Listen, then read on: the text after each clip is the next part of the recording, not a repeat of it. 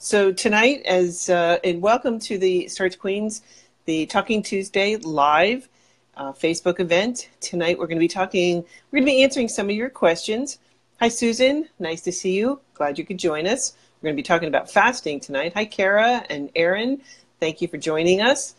So tonight, we're talking about heartburn and acid reflux. We're going to talk about that and pretty much some of the couple of things we can talk about this. And it's actually interesting because I was talking about this in chemistry today, because in chemistry I'm teaching right now about acid base, what the issues are with acids, with bases, things like that.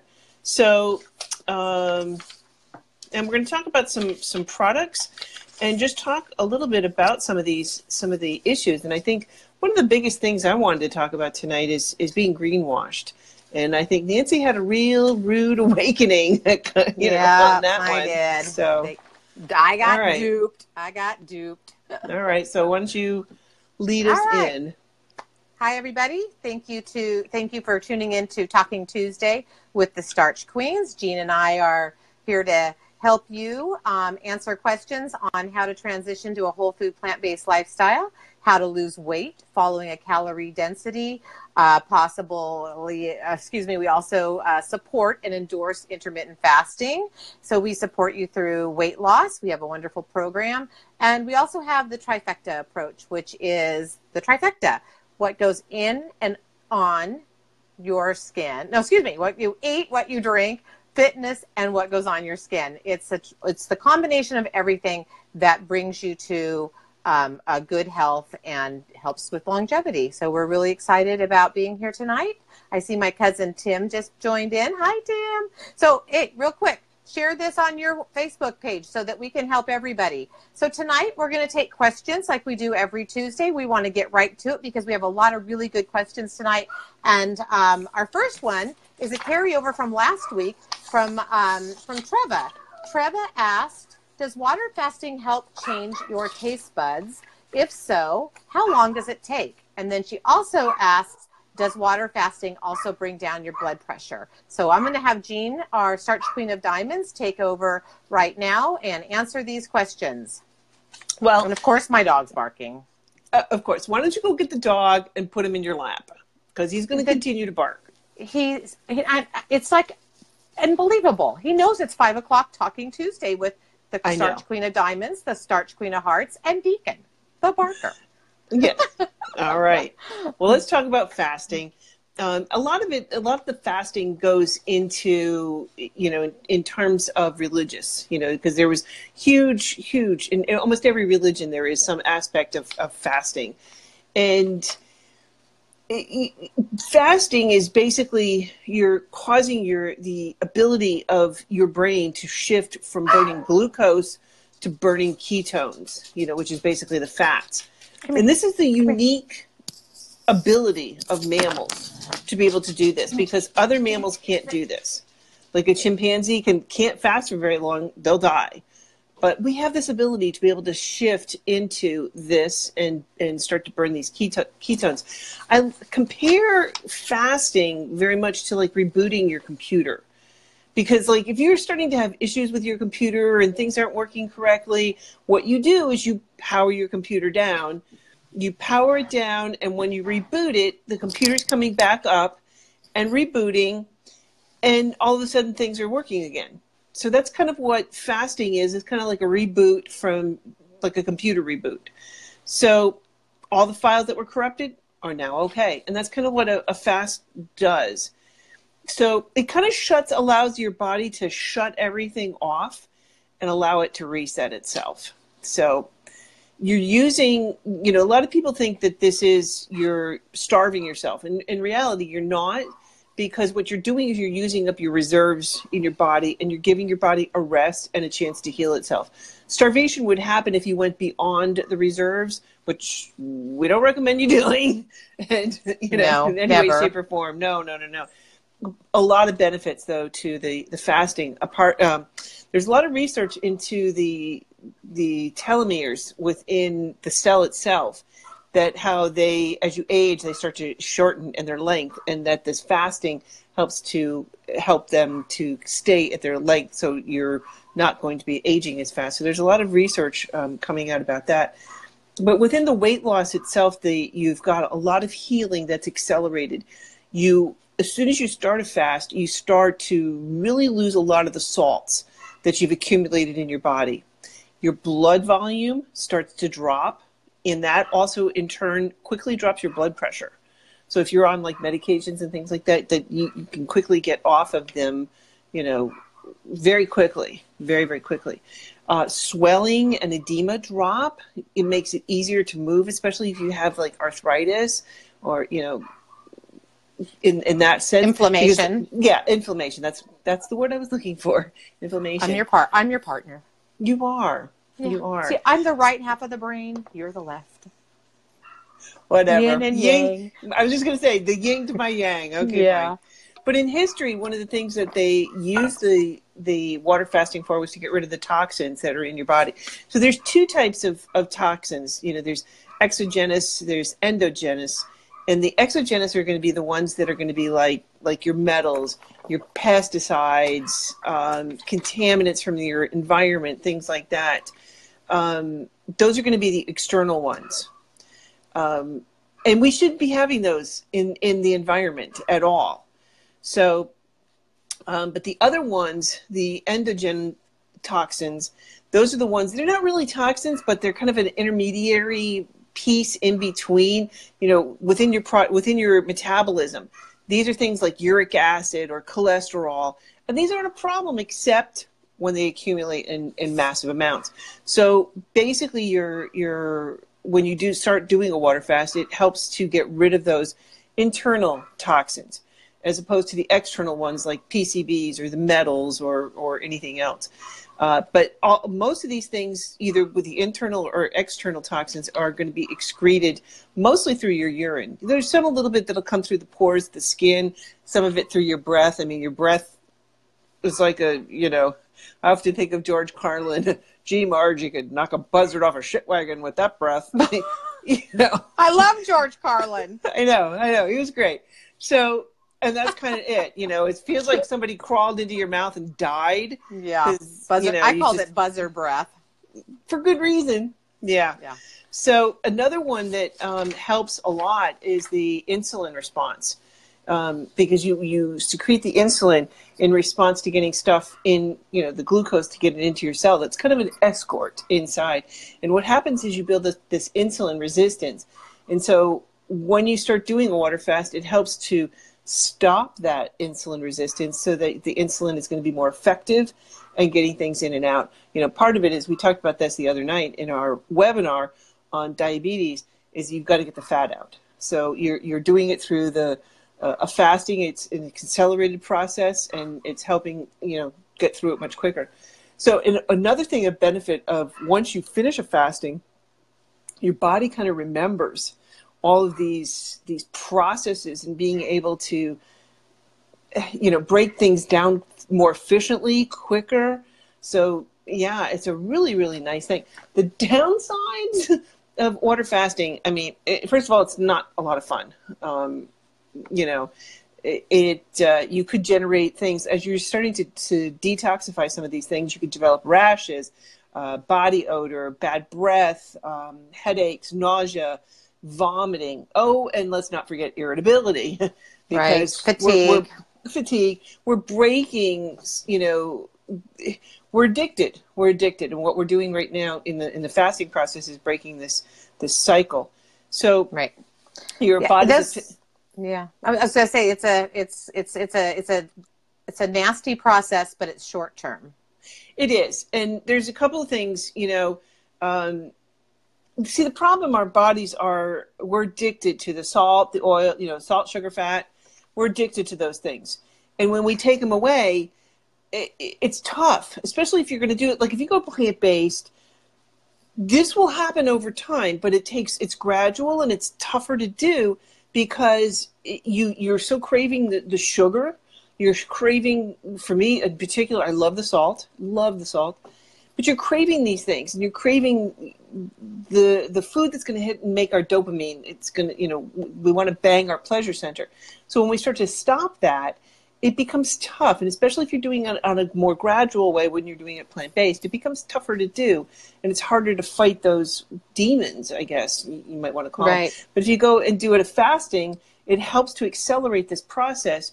So there's a couple ways that you can do it. One is called intermittent fasting, where you don't eat for basically anywhere from 14 to 18 hours.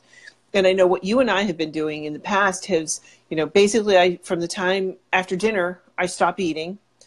And then I allow my body because it takes about 8 hours. Once you finish eating, it takes about 8 hours for the digestive process to happen. And typically after 8 hours, what do? You get up and you have breakfast. So what I do is I just skip breakfast. And then basically my first meal is usually between 11, 12, depending on my teaching schedule that day. Me too. And so that not only does it give my body a chance to digest everything that I've eaten during my window of what we call window of eating, it allows it to digest it. But then afterwards, you have to clean up. Because what happens is if you're not taking the time to clean up, then you start to accumulate all these toxins that we were talking about earlier in this. So especially, there's the intermittent fasting. So you just stop a period of eating, then you have a window, and that can be a variety of different ways. Right. There's the 5-2 where during the week you eat, and then 2 days on the weekend you don't. So that's another alternative. Right. And this is one of the things that is most profound and again, once you start to do whole food plant-based, once you go through that, it takes time for your body to neuroadapt. Think of neuroadaptation as like you go in to the basement. It's a bright sunny day outside, and all of a sudden you go downstairs into the basement. And you're like going, I can't see. And then all of a sudden, over 10 minutes or so, your eyes start to adapt. That's neuroadaptation. So in your body, you start to adapt. You start to change. So if you're doing plant-based living, it takes time and you neuroadapt slow. But one of the things that you do in a fasting is you neuroadapt much quicker. And I'll never forget the comment that was made by, and I'm thinking his name, Andrew Spudfit Taylor. He went a whole year. He realized he had a huge food addiction. So he went one whole year just eating potatoes. And when he had a little party when he did this. We're getting close to the time element on this question, Jean, just so you know. I'm getting there. I'm wrapping it up. Okay, because I've got a lot of questions that are racking up here. I know. Okay, I'm calming. Calm down. Oh, there's always next week, too. Yep, there's always next week. So, anyway, his first comment was, when he was eating, he was like, oh my God, did grapes always taste this good? Exactly. And your body, so this accelerates this process. So your taste buds literally, your body starts to change on this.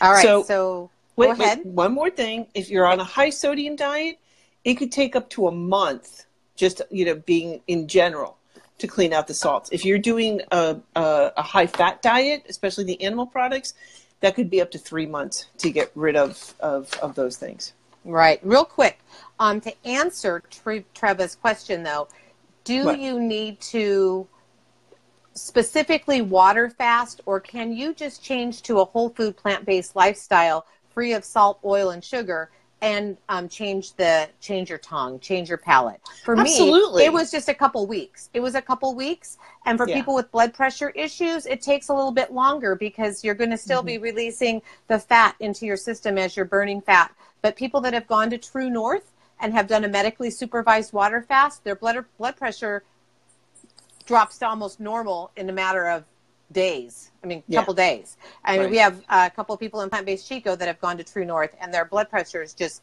gone to normal straight away. But the Starch Queens never recommend water fasting without being under the medical supervision of a doctor or over at True North or a accredited medical facility. Like intermittent long term. Intermittent fasting is fine. So on these questions, I'm going to shoot these out real quick. Kathy J. Cross asks, what happens if during fasting you need to take your prescription requires you to eat food? Eat food while you take this medication, have something before you eat, something before you eat. So it irritates your stomach.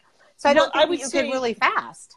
Well, I would say that this would be something you would check with a doctor. Again, especially if you're going to be doing this long term, we don't recommend you do a long term fast unless you're under supervision of a doctor, because your medications are going to have to be adjusted. Things like this, like food and stuff like that. These are great questions, but these are the things that you would need to be under a medically supervised doctor. In a setting, in a setting, and especially when you go to like True North to do a long term fast. They're monitoring your blood sugar. They're monitoring all these aspects of your body. Plus, you're getting a tremendous education. It's phenomenal. So, So Kathy, when we're doing intermittent fasting, if you can get your prescriptions where you're taking them in the eating window, then you're okay. So, and if you have to eat a half a banana to take a prescription medication, I'd eat half a banana and take my prescription medication. I don't think that's it's gonna slow down the fasting effects, but it's not going to be a game changer. And then we had a question: how many days per week do we fast? So for me, it's Monday through Friday, because I have my grandson on the weekend, and all bets are off when I have my grandson on the weekends, because it's just blow and go. There is no routine. It's complete chaos. And I love it. So I know Jean does the same thing, right? Correct me if I'm wrong. Monday through Friday. Monday for the through most Friday. part, unless there's something going on that I can't deal with or whatever. Right. But I typically, and this is not something that we recommend within our program per se, especially because this is not something that you're going to want to do just starting out, if you're going into hopefully plant-based living or trying to transition and lose weight. Right. This is something you would work up to. No, you don't start with this. This is not something you start with. You start with transitioning from the standard American diet to a whole food plant-based lifestyle. Right. You do that for 6 to 8 to 9 months. So I'm 6 years in, and I just started intermittent fasting within the last few months because I figured I'd die. I just dropped if I missed a meal. So there was no way I was going to intermittent fast. I thought it was more quackers, but I absolutely love it. I love it. But Kathy also asked if you could define clean up. What is the body cleaning up when you're in intermittent fasting? When you pass that 8-hour mark, what does clean up mean? And I was curious about that too. Well, your body is alkaline by design, acidic by function. So you're creating things like the uric acid. And if you give your body designated time to clean up those things out of your body, your body then will respond much more effectively, dead on. It cleans things out more efficiently, as opposed to if you're still having to do that, but yet having to digest again and start this whole process, because you only have so much energy. So if all your energy is going towards digestion, cleanup is not going to be high on the priority. So you get clogged and whatever. Yeah. Okay. So exactly. You're giving your digestive system a break while the cleaning crew takes over and cleans house. And that I've read about Takes that. the trash out. Dr. Barnard talks about that in Healing Foods for the Brain. And Patty Poozer talks about having a little bit of hair loss issues when she's losing weight, but we're kind of getting off track here. And I'm going to actually classify that, Patty, as a question for hair loss and weight loss, because we're going to move on to the next question, but we're going to address it because it's a great question. It's been brought up in many times to me when I'm coaching people, and we want to talk more about that. All right, so we have a question from Lisa Sin. Right now, I want to take a quick break, and I want to say, everybody, if you could please share this on your Facebook page, we would appreciate it. Now we're back on track. Lisa Sin has asked the question, and she's part of our Starch Queens weight loss program. She would like to know, Jean, does baking soda relieve heartburn? Baking soda. First, what is baking soda? Baking soda is called sodium bicarbonate. And to answer a short-term question, yes, it does help to relieve it. But how do you take it?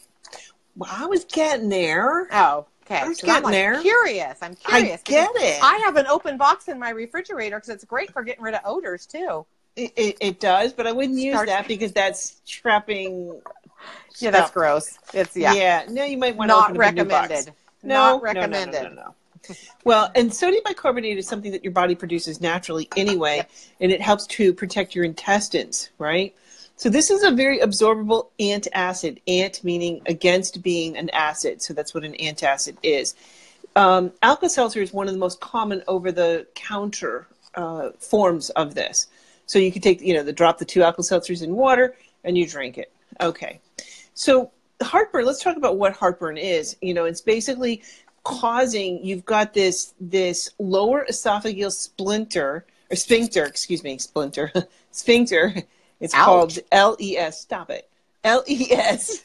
So what happens is this opens up and allows the acid to go back up into your esophagus, which then can cause burning issues and all kinds of good things. Had so it. this horrible. this muscle's either weakened or relaxed. So it's not doing its job properly. So what happens is you take this, and you just take a teaspoon and you put it in 8 ounces of water, stir it around, drink it up. Now, a couple of things. When you're adding this baking soda to water, it's going to release carbon dioxide. So it's going to make you belch, okay, basically. And this fizz is going to open up this LES, okay? And when you burp, it's going to help to relieve the pressure from the bloating that you've got, but it also can allow the acid. To go back up. So that's one issue. That's painful. Painful. Yes, it is. Yeah. So, so yes, you can take some of this antacid, and that's good. But here's part of the problem, and you get into this vicious cycle. So you take an antacid, then your body releases more acid, and you're like, oh my God. Or sometimes you take too much, so then your body has to release more acid. So then you take more antacid, and you get into this vicious cycle. So let's find out, go back to, because this is just something that's going to treat symptoms. So you need to figure out what is causing, what are the biggest issues of heartburn, and that's what are you the eating? food. What are you eating? What are you drinking? Exactly. So you want to avoid foods and beverages that are going to weaken this muscle. Number one, these include chocolate, hate to say, coffee, caffeinated beverages, alcohol, fatty foods, and greasy and fried foods. So you want to eliminate those basically. Another strategy is to eat smaller meals, because eating a large meal is going to put pressure on the stomach and against this LES muscle. And so eating 5 to 6 meals a day instead doesn't put that pressure on that. So another one, one of the big ones is don't drink alcohol, because really bad for you. Yeah, well, drinking the alcohol before, during, and after meals can worsen this heartburn, okay, and it also weakens the muscle. So I've heard that red alcohol is worse for people who suffer from heartburn. Not sure why. I think it's probably the tannins in the red wine. I see. Because it's very acidic. Well, and there's a couple of issues with, if you have existing medical conditions. First of all, if you are dealing with high blood pressure, this is not something you want to take, because you're dealing with sodium bicarbonate. You don't want to have additional, it's salt. It's sodium. It's adding that to your body, and it's a salt, and it's going to cause issues. So it's going to raise your blood pressure, so it's you've got multiple effects going on here. So you don't, especially also if your body is in alkalosis. Alkalosis is if your body's a little bit more on the alkaline side. That's kind of rare, because usually our body's too acidic. And this is a huge problem. Also, if you are dealing with somebody who's got appendicitis, you don't want to be doing that, because that's inflammation for the appendix. Any kind of edema that you have, any kind of swelling, you don't want to be doing this at all. If you have heart disease or high blood pressure, you don't want to be doing this. Also, kidney or liver disease, you don't want to be doing this, because you're having to process these salts. Right. So there you are. Yeah, and also I want to tell you too is that with my mom, she suffered from heartburn, and guess what the result was? Is my mom left. Her diet was pretty bland, but she suffered from serious heartburn, and it was a side effect of one of her prescription medications. So I always tell everybody, and Jean and I always recommend when we coach everybody that we coach, is that if you're currently taking prescription medications, you need to be a forensic scientist, and you need to look up the side effect of every single ingredient in prescription medications. I mean, I helped a friend we were label detecting, and she was having really bad heartburn, and it was a result of an ingredient in her what are the pills you take to not get pregnant? What are they called? Birth control pills. Her birth control pills. I haven't taken anything like that in a long time. So birth control pills had a side effect for her that was heartburn. So these are the things you have to, don't take prescription pills blindly thinking there's no side effects, because if you're doing everything right, you're eating whole food, plant-based, you're not drinking a lot of coffee, you're not drinking alcohol, but you're still suffering from heartburn, you got to look and see if it's something that you particularly are sensitive to in something that you're taking, like a prescription medication or something over the counter. Always look at side effects of prescription medications. Well, not just that, but I just want to jump in today because we did a lab in class today. All the kids brought in their favorite bottled beverages. We looked at seltzers. We looked at bottled waters. We looked at sodas. I mean, obviously, I don't think there's anybody out there that knows sodas are bad for you. Okay. But a lot of people think seltzers are a better choice, or even just bottled waters. There wasn't, every bottled water on average was between, I would say, 5 to 6 in the pH. This is a bottled water. Now, you have to understand, on the pH scale, it's a logarithmic scale, meaning that when you go from 7 to 6, it's not a factor of 1, it's a factor of 10 or power of 10. Right. 7 to 5 is a factor of 100. So if you're drinking water, these bottled water products, first of all, they have a pH. Some of them came in high 4s. So you're talking about something that's between 100 to 1,000 times more acidic than what we're supposed to be drinking in nature. So not only is it... It just makes me want to go crazy. It's like, how do they get away with this? Oh, don't even get me started on that, because we won't get off. All right. Because, I know. But let me just say, in this, because the kids were all just like, oh my God, not only do we measure the pH, but we measure what's called the oxidation reduction potential, or the ORP. We call it ORP reading. And if it's a positive, the higher the positive number, the worse it is for you. It's called oxidation. It's oxidizing. It's creating free radicals, which causes a lot of problems in your body. So you want to be drinking things that are antioxidants.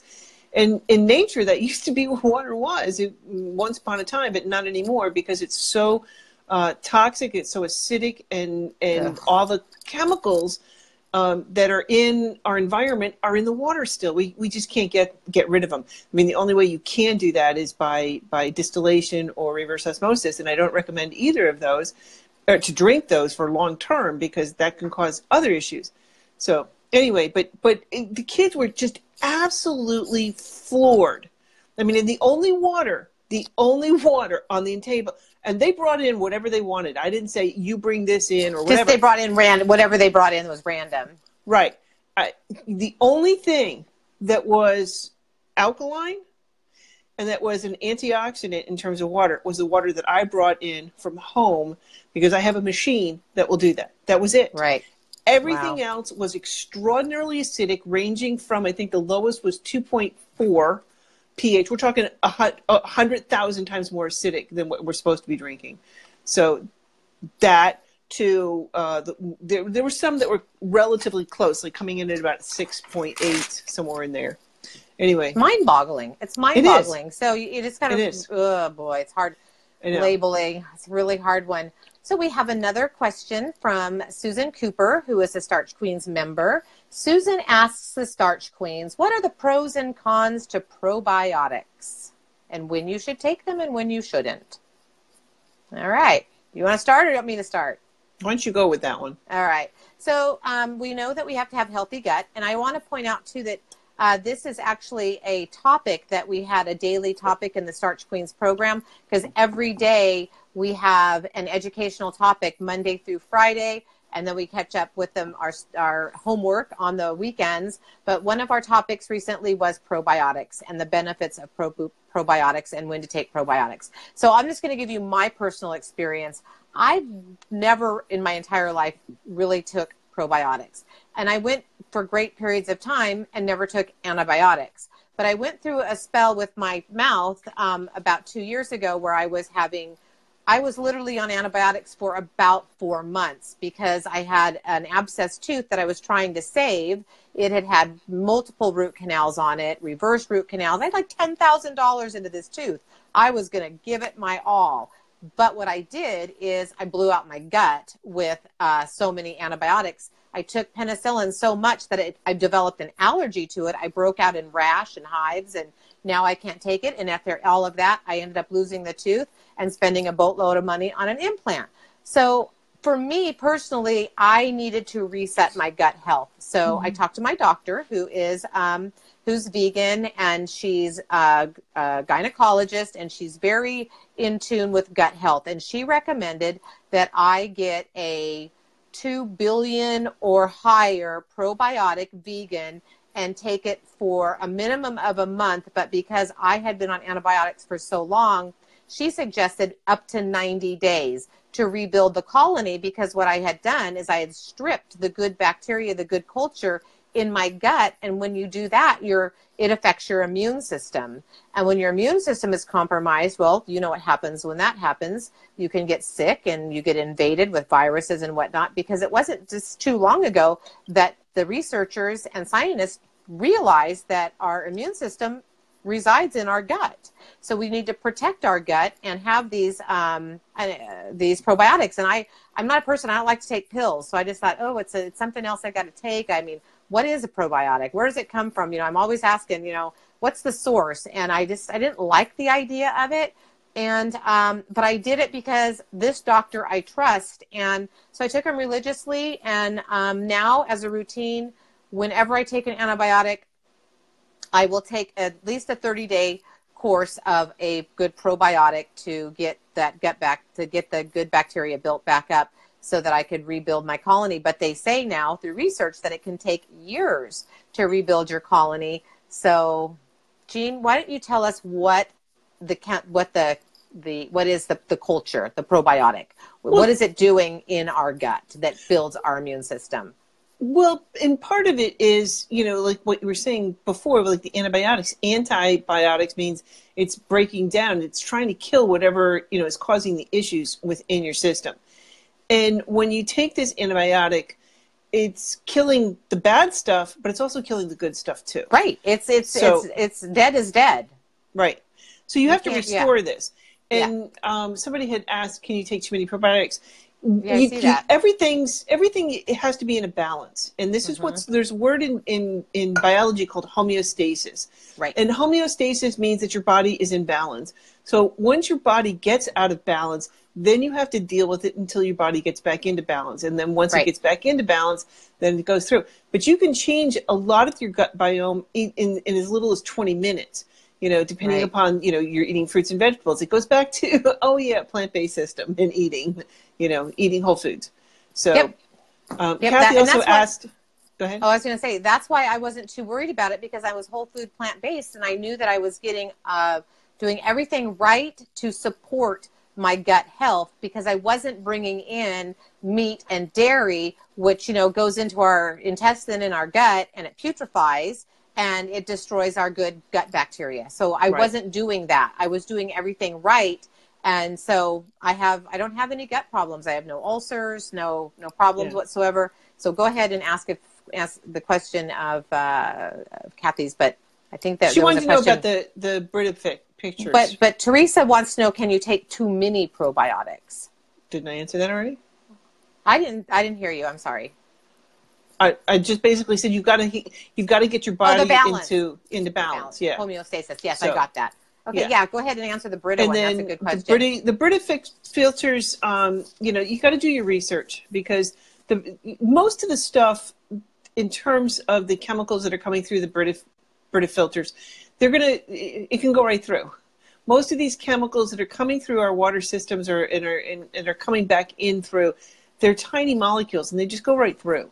So it's going to be good. The Britas are good for like taking out the chlorine and stuff like that. Yeah, neutralizing that in that sense. But all the chemicals, like for example, fluoride just goes right through. That just laughs at any kind of filtration system. It goes, it's so tiny. I mean, most of these molecules are so tiny that it just goes right through. So you've got to do your research. You got to do your homework. So Yep. All right. Well, we have another question, and this one is going to be, I'm going to actually read this because this is kind of eye-opening. Who has fingernail polish on tonight? Anybody got fingernail polish on? Not this girl. No, all right. Not me. I know you don't. So we had a question come in to the Starch Queens. Is nail polish safe? So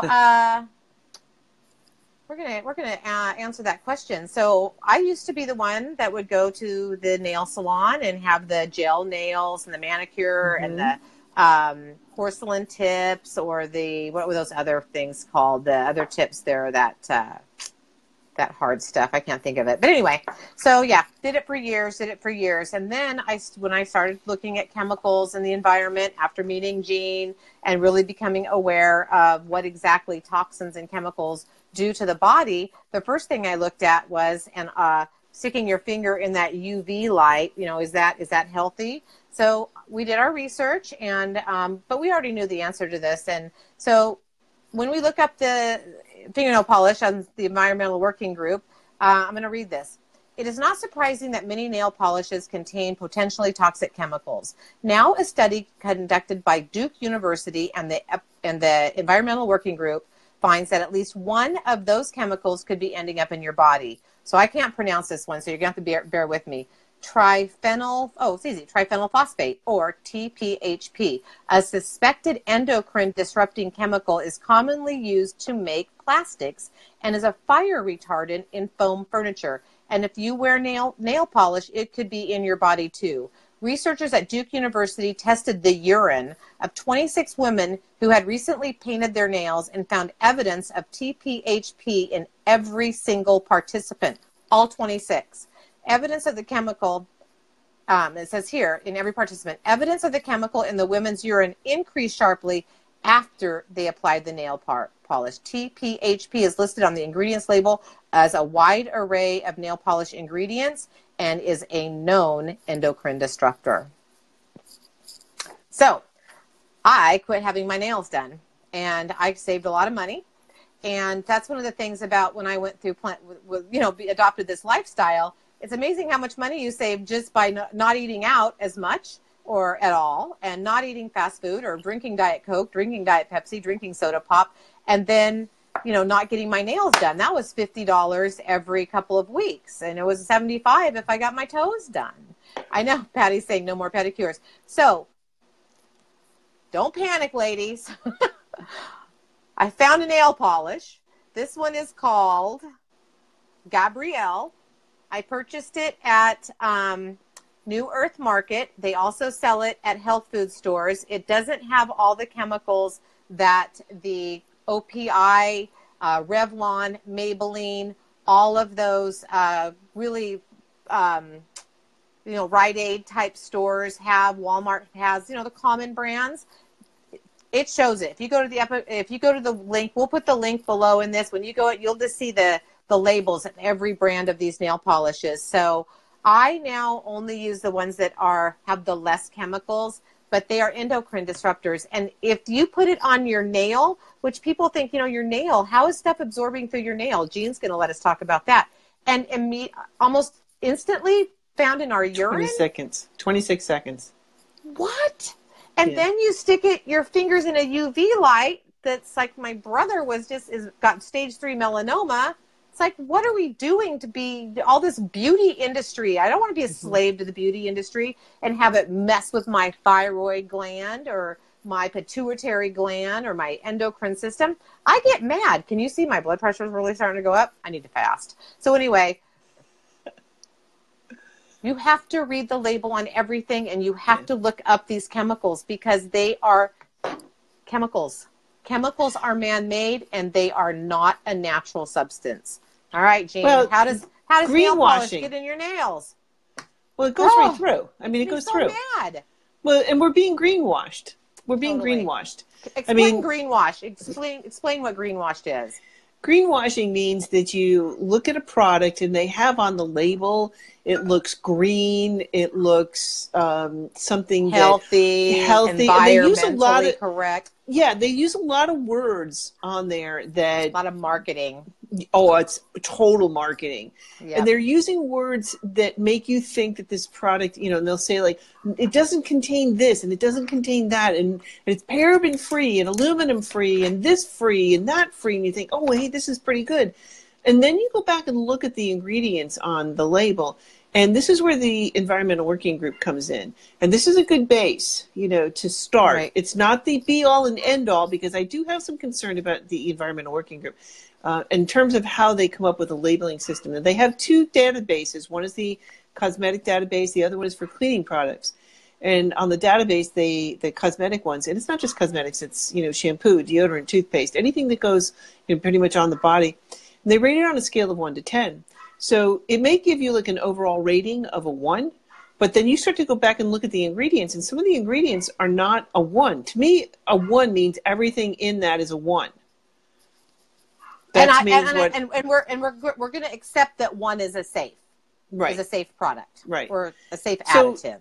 Yeah. So, I mean, everything, I would assume that everything in there is a 1, but if you go look at some of these products and the ingredients in there, some of them are not 1s, and some of them are issues. So, and we were discussing one on earlier today. You were like, "Oh, well, we'll talk about this as a laundry detergent," and you sent me the ingredients, and it wasn't on the cosmetic database, not the cosmetic, but the cleaning product database.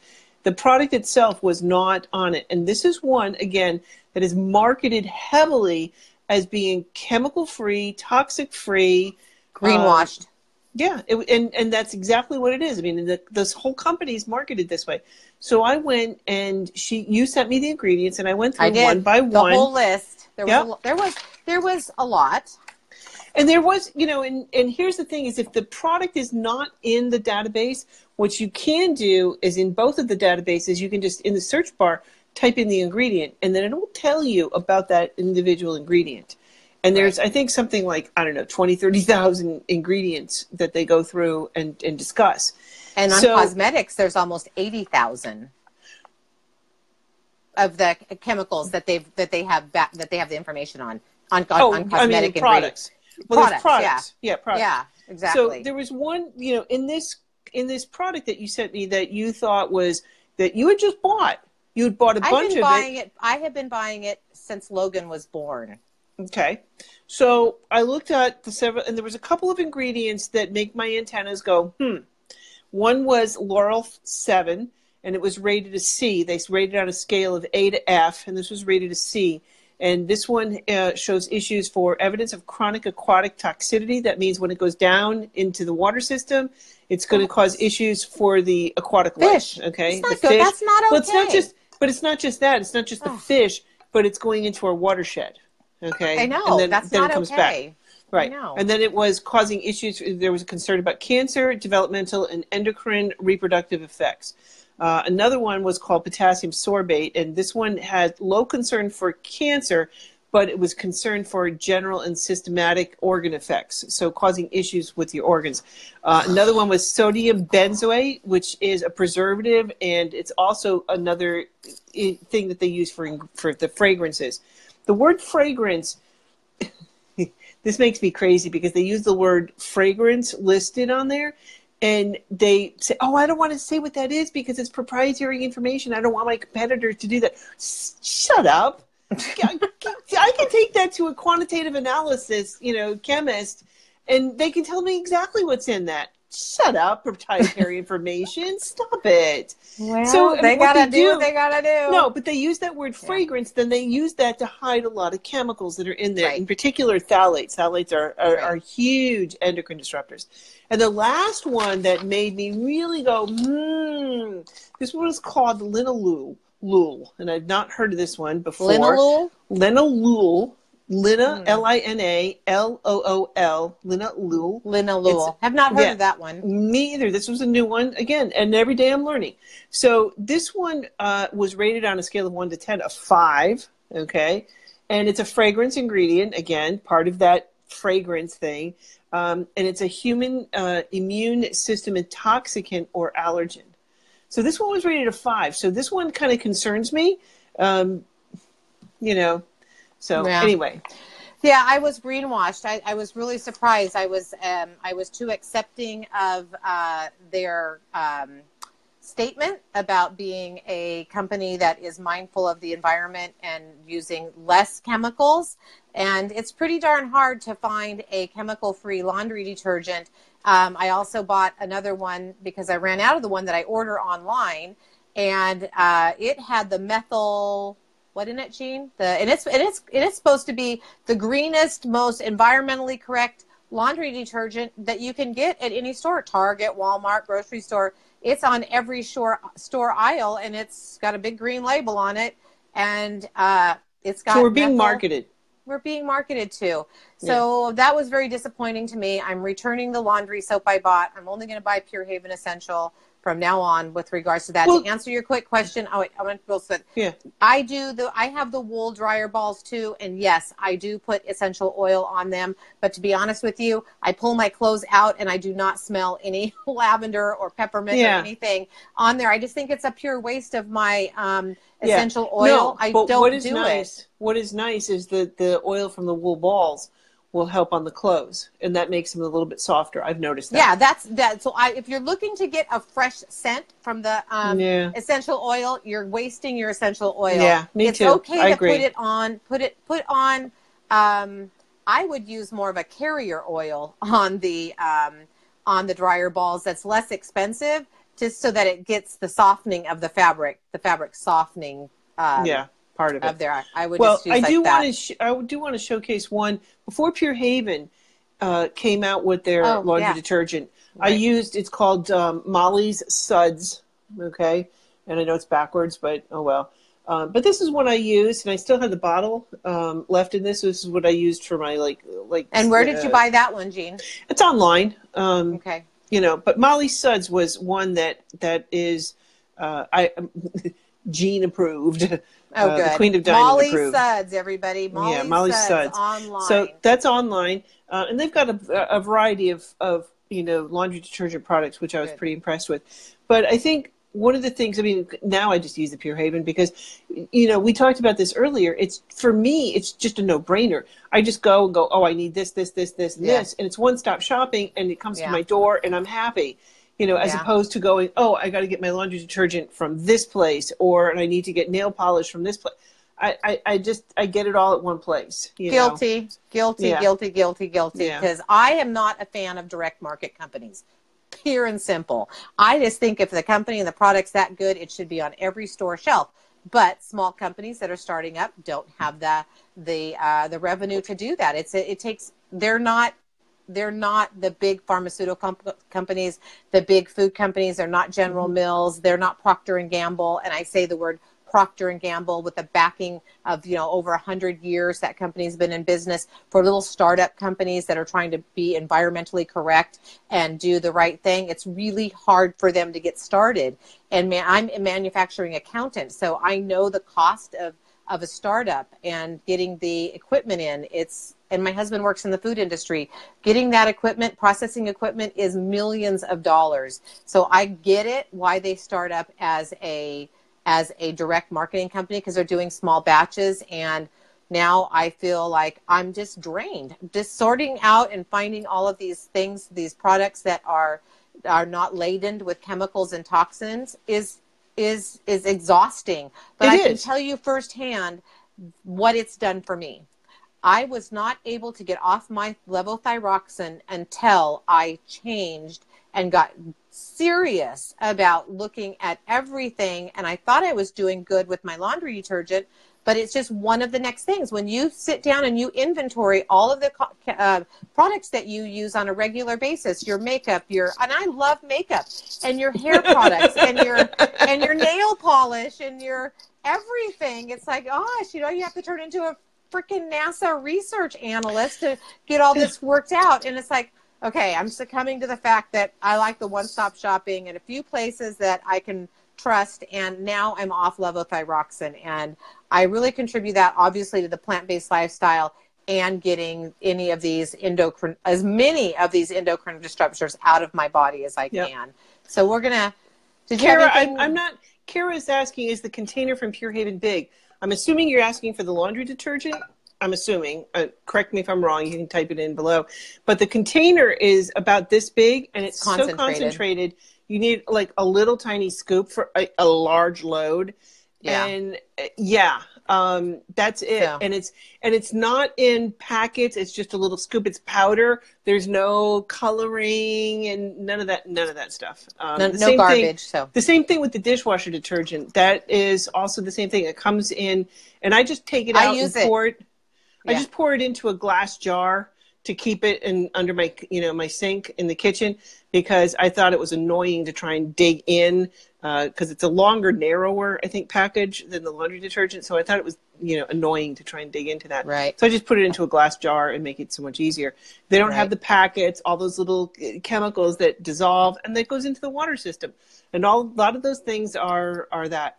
Myralax, I don't know what Myralax that is. So Teresa's asking about what your thoughts are on Myralax. Myralax is an over-the-counter laxative. Okay.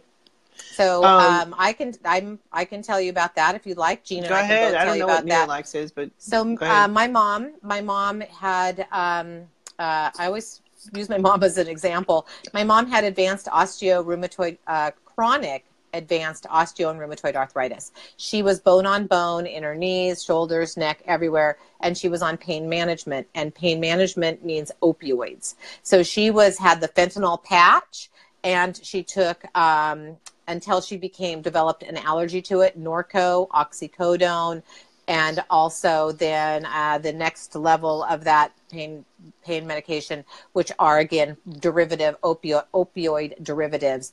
And what happens, and you've probably seen commercials on television recently that says, if you're suffering from chronic constipation from opioids, that was my mom. So, and also the fact that my mom did not eat well. She had virtually no fiber in her diet. Mm-hmm. She had, at the end of her life, or the last 5 years of her life, had to have dentures. So it was hard for her to eat lettuces and greens. And so I made her a lot of smoothies, and she loved those, but she wasn't getting enough fiber. So she had to take Myralax, and she also took a prescription laxative because of the opioid constipation, which was severe.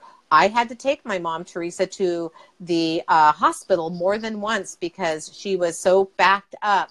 They had to give her an enema to relieve the pressure and the symptoms, and that's an experience when you have to take somebody to the hospital because they're so backed up. Myralax is addictive. All over-the-counter laxatives are addictive, and your colon becomes dependent on them.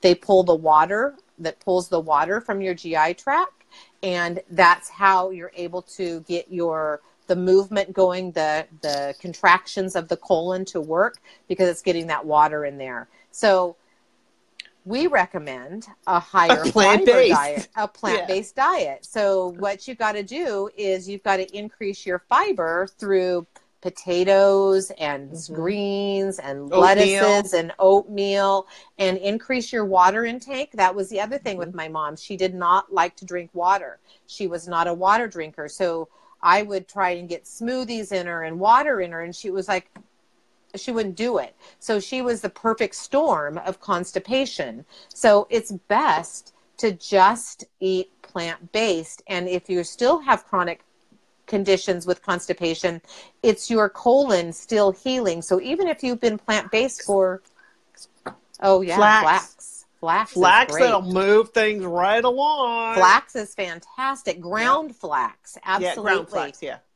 Ground flax. So take 2 tablespoons of that just in the morning. You just take it.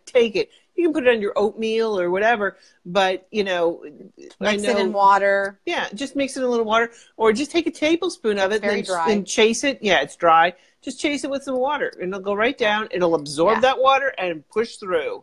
Right. So that's a good thing. So just even, steamed vegetables, steamed greens, potatoes, rice, oatmeal, those are all hot.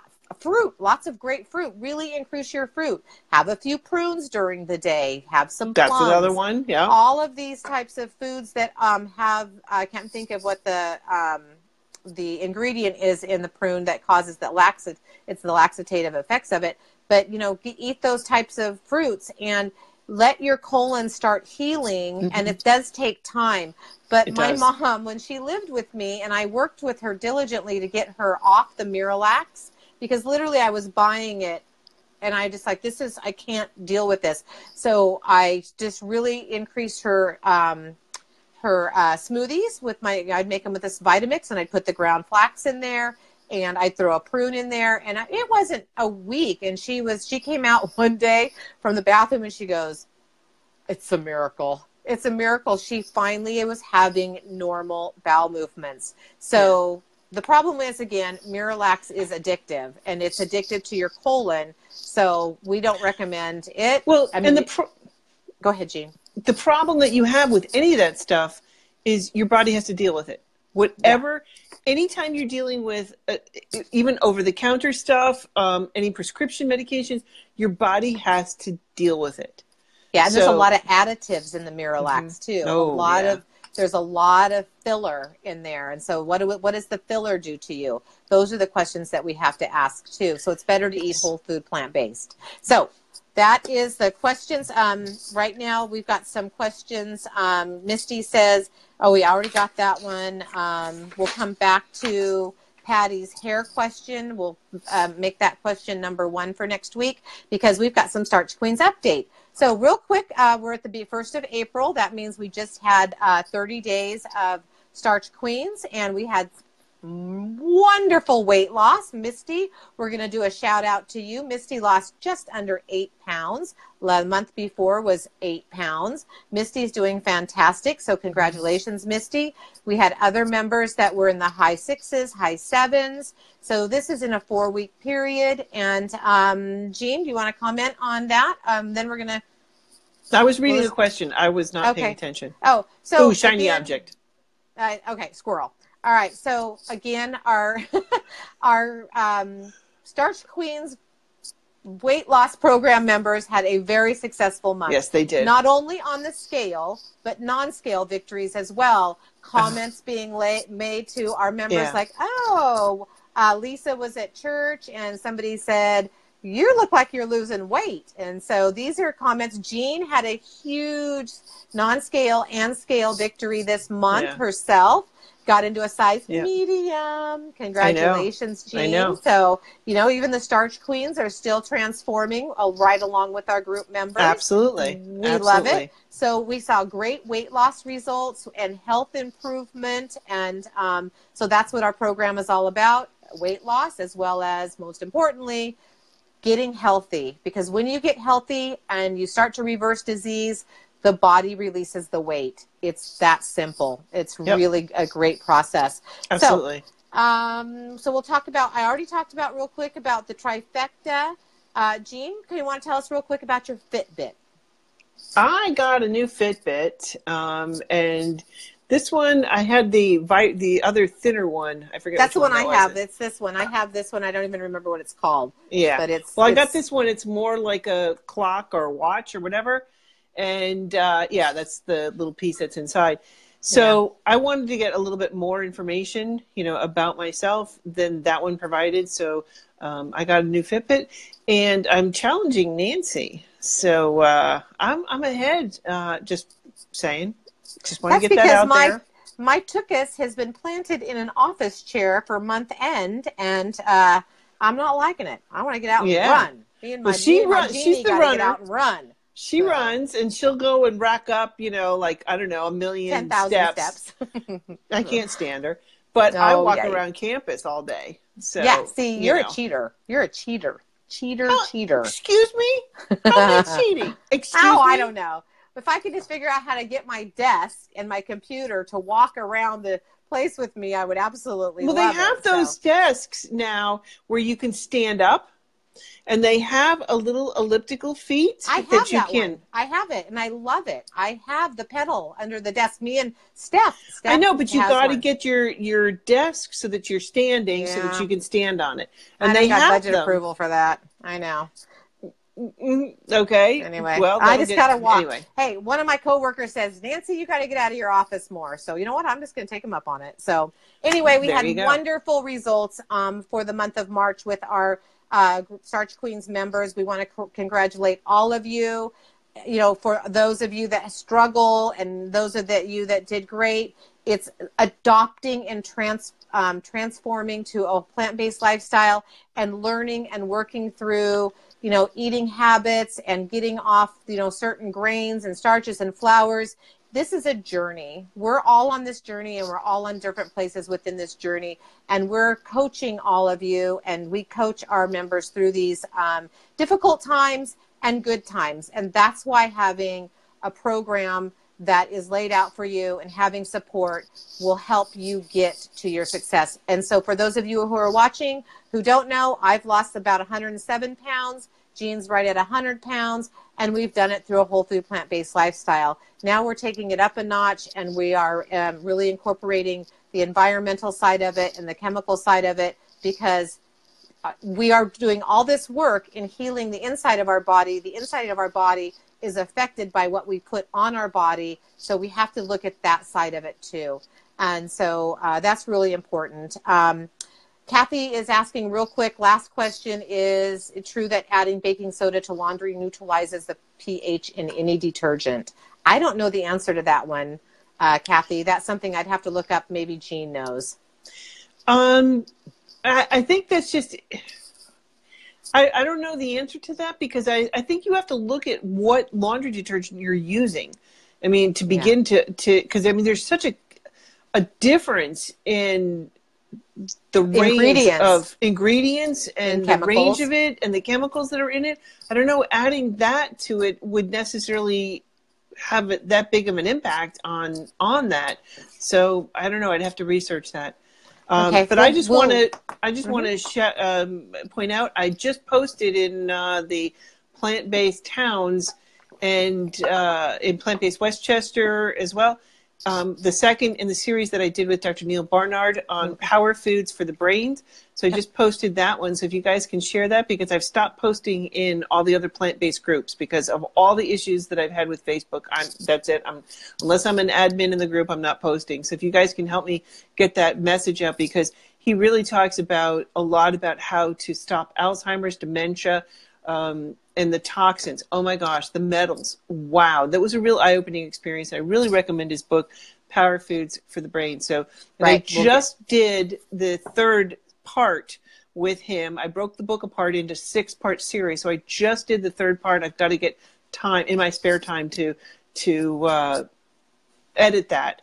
Because it takes me about anywhere from, 5, 6, 7 hours to edit, because I add a lot of information that anybody who's seen the videos that I do with Dr. No, they're Barnard. fantastic. They're amazing. They're wonderful. And I just did another video with, because in the Starch Queens, somebody had asked about the hemp oil, the CBD cream. So that was of interest to me. So I started researching that. And then as the universe works, it connected me with this guy who has a pretty good source of CBD cream. So we got some from for my husband, who's having some issues with psoriasis on his skin. And that has been calming and helping the itching process there. So that was a really neat interview with him to learn about the CBD cream, because it was fascinating. It was a really good interview. So that is also on the on the YouTube channel. So Jean Schumacher, Plant Powered. So you can go there, subscribe. You can find out when I post new videos. So be sure to subscribe. Yeah, and we post the Q&As as well. I'll download this and then post those up there as well, so you can rewatch those. There awesome too. They're a great YouTube channel, the best one. That's just amazing. So I'm going to real quick, as we're closing here, Nancy Bartlett posted a question on our Starch Queens Facebook page about how does she find people who want to be plant-based in her town. So she asked how she could find somebody that is whole food plant-based, and so she wanted to know how to find the Plant Pure Pod. So I posted the link on the event to the Plant Pure Community's website, and the link is in there on how to search their website to see if there's a Plant Pure Pod in your neighborhood and in your town. And if there's not, you can go to starchqueens.net and then go to the tab Plant-Based Living, and you'll see the network of plant-based towns that we have worked with a lot of wonderful people around the country who have created Plant Pure pods and are in the process of doing pods, or they're not going to do pods, but they have a group on Facebook, and they're working towards having local monthly meetings. So check out starchqueens.net, plant-based living, or the Plant Pure Communities, or you can always start your own group. You can also check out meetup.com. Meetup.com, use search words like vegan, whole food plant-based, WFPB, use those types of hashtags, and you very well could have a meetup in your town. And you can always just start one. If you're interested in starting a group, that's what Jean and I did. We're both Plant Pure Communities pod leaders. And I'm also working with Plant Pure Communities as a mentor. It's actually really easy to start a group, and it's a great thing as you can start spreading the same word in your community. And it's what we have to do to get the truth out there about the damaging disease effects of the standard American diet. You got to eat plant-based, folks. If you want to get healthy, you want to reverse disease, you got to eat plant-based. That is the bottom line. And I have a April 14th coming up. We have at Eda's Garden in Yorktown in Westchester, New York. We're doing a meetup. And the chef, John, amazing. And this restaurant, I would say, is about 95% plant-based. I mean, they have a couple things that are animal-based, but that's it. And they're very contained, and everything is organic. So I'm so excited about this restaurant. And Chef John is going to be doing a cooking demo on making yogurt. So, and oh my God, a yogurt that he made the other day, I couldn't believe how amazing it was. And he's like so simple to do. And so he's going to be doing a cooking demo on that, and everybody's going to be bringing a plant-based dessert. And he's making a huge plate for everybody for dinner. So great. Well, I have to, I got to piggyback on you, because I just remembered that we had a new restaurant open in Chico, California, called Om Foods, and it's 95% vegan. They do have some fish items on the menu. Nick and I and my cousin Pam, we went there for dinner last Thursday night. It was very, very, very good. So the tides are changing. We're going to go mainstream here. The more restaurants that we can get, and that's something Plant Pure Communities is doing, they have a restaurant campaign so that we can get whole food, plant-based, no oil foods on the menu. The more you folks ask for it, the more they're going to listen. So rather than having to go to, some place and say, I can't have this, I can't have that, let's just get something on the menu. Let's say I want the the Plant Pure Communities plate, or, the McDougall plate, or the Esselstyn plate, or something that you work with the chef and get it created and get it on the menu. That's how we can make progress. And I'm going to go really quick, because every time we do the Starch Queens page, we have our favorite products. And I did get the shampoo and cream rinse from Pure Haven Essentials, and we have had the worst north wind here in Chico, and I have no static electricity. And I don't care what shampoo I've used, and I know I've bought everything from the cheapest garbage to the most expensive from the hair salon, and I always have static electricity. So I wanted to shout out, and again, I told you how I feel about direct marketing companies, but dang it, this is a good one. And when there's a good one, I want to share it with you. I like this product. And what else? What else we have? What else? We got it. It's a wrap, folks. All right. High five. All right. High five. High five. All right. We'll see you next Tuesday at 8 o'clock Eastern, 5 o'clock Pacific. And if you have more questions for the Starch Queens, go to our Facebook page, Starch Queens, like our page so that you get notified each week when we go live. You can message Jean. Jean, pronounce your name so that they want to message you privately. Jean Supernaut Schumacher. Or Nancy Norby Matthews. You can always just comment below. If you'd like to reach out to us about the Starch Queens program, you can go to www.sqweightloss.com, where Jean just really took that website up to the next level. And you can go to starchqueens.net. Go to the top of the page. You can download a day's worth of Starch Queens recipes so that you can see what it's like to be plant-based. You can also go to starchqueens.net and look at all the recipe videos that Jean has put there that are amazing, amazing. So go Meatless Monday next week.